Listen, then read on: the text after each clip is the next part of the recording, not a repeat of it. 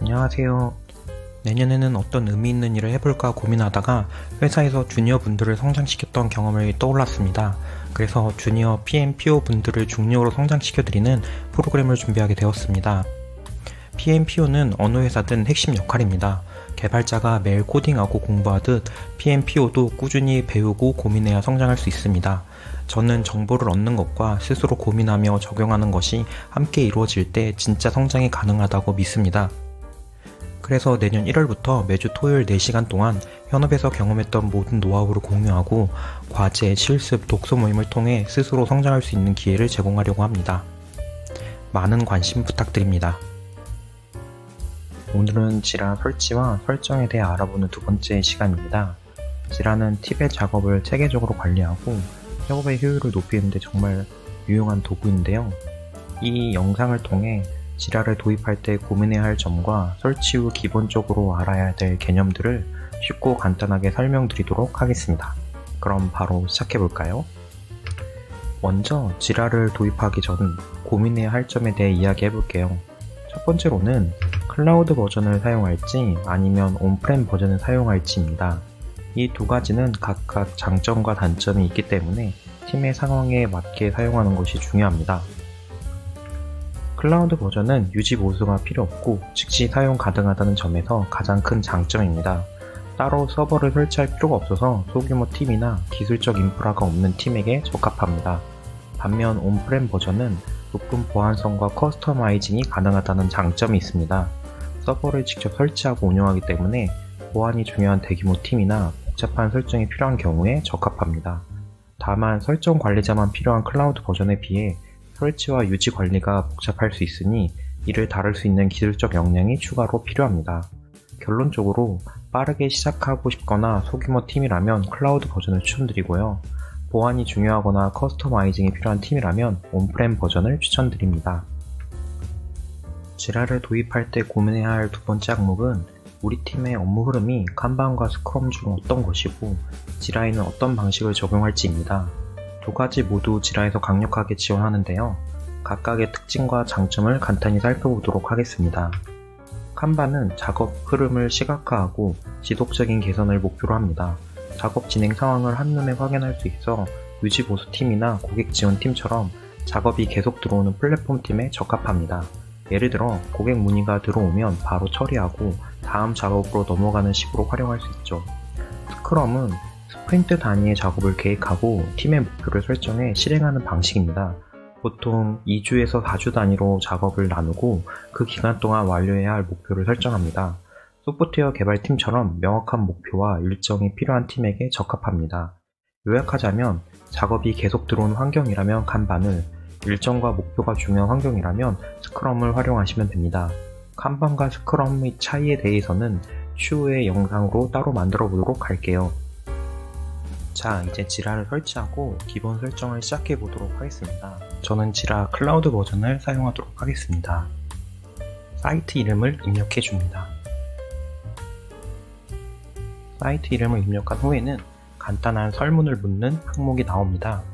이것은 템플릿을 추천하기 위해서 하는 항목으로 추후에도 변경이 가능하니 편하게 설정해 주시면 됩니다. 설문이 완료된 다음에는 템플릿을 설정하는 화면이 나옵니다.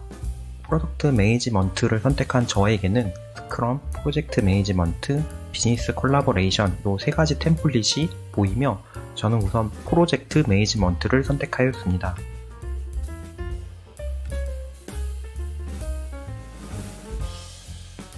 설정이 완료된 후에는 지라에서 만들어준 기본 프로젝트가 보이게 됩니다. 프로젝트 이름을 지정하도록 하겠습니다.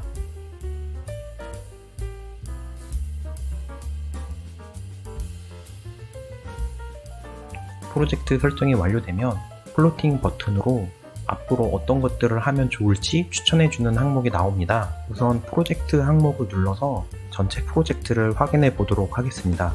아까 우리가 생성한 이름으로 기본 프로젝트가 생성되어 있습니다. 팀원 초대를 해보도록 하겠습니다. 설정 버튼을 눌러 사용자 관리로 들어가 주면 됩니다. 지라에서 사용자를 초대하려면 이메일로 손쉽게 할 수 있습니다.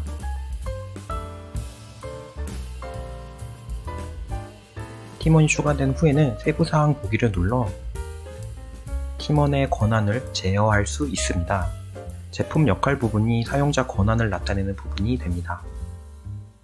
초대받은 팀원은 지라에 가입한 뒤 본격적으로 작업에 참여할 수 있습니다.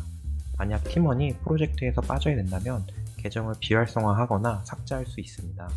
팀원들은 하나의 그룹으로 묶어 작업을 체계적으로 관리할 수 있습니다. 이번에는 새로운 프로젝트를 만들어 보도록 하겠습니다. 프로젝트 만들기를 누를 경우 프로젝트 템플릿을 볼 수 있게 되며 칸반으로 시작하도록 하겠습니다. 칸반으로 선택했을 경우 팀에서 관리와 회사에서 관리로 나뉘는데 회사에서 관리를 선택하는 것을 추천드립니다. 추후에 한 번 더 설명드리도록 하겠습니다. 프로젝트 이름을 입력한 후 다음 버튼을 눌러주면 됩니다. 새로운 프로젝트가 생성되었습니다.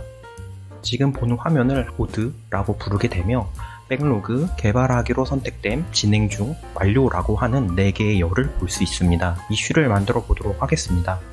지라에서 작업 관리를 하려면 이슈를 이해해야 합니다. 이슈는 지라에서 사용하는 작업 항목을 의미하는데요. 이슈 유형으로는 에픽, 스토리, 태스크, 서태스크, 버그가 있습니다.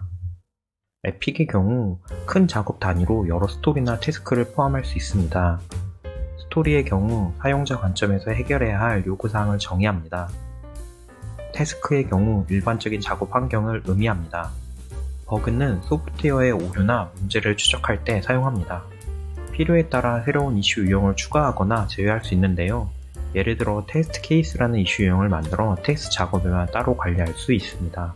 그 다음엔 필드를 한번 확인해 보도록 하겠습니다. 각 이슈는 서로 다른 필드를 포함하고 있으며 기본적으로 이슈를 생성할 때 반드시 입력해야 하는 필수 필드와 필요에 따라 추가로 입력해야 하는 선택 필드가 있습니다. 팀의 요구에 맞게 필드를 커스터마이징해서 사용할 수도 있습니다. 예를 들어 우선순위나 예상 작업 시간 같은 항목을 추가하거나 제거할 수도 있습니다. 마지막으로 지라에서 워크플로우를 이해해야 합니다. 워크플로우는 작업이 진행되는 과정을 나타내는 흐름도입니다. 지난 영상에서 제일 중요하다 했던 거 기억하시나요? 지라의 워크플로우는 백로그, Select for Development, In Progress, Done으로 구성되어 있습니다. 팀의 요구에 따라 워크플로우를 수정할 수도 있습니다. 예를 들어 검토 중이나 승인 대기 같은 단계를 추가해 더 세부적으로 관리할 수 있습니다. 오늘은 이렇게 지라를 도입하기 전 고민해야 할 점과 설치 후 기본적으로 알아야 할 개념들에 대해 알아봤습니다. 지라는 처음에 조금 복잡해 보일 수 있지만 팀에 맞게 잘 설정하면 작업 효율을 크게 높일 수 있는 도구입니다. 다음 영상서부터가 본격적으로 지라를 잘 활용하는 방법이 될 예정입니다. 지라를 활용해 스크럼 방식으로 프로젝트를 관리하는 방법이 될 거고요. 꼭 들어보셨으면 좋겠습니다. 여러분에게 도움이 되었다면, 그 다음 내용이 궁금하다면 구독과 좋아요 부탁드리고 다음 영상에서 뵙겠습니다. 감사합니다.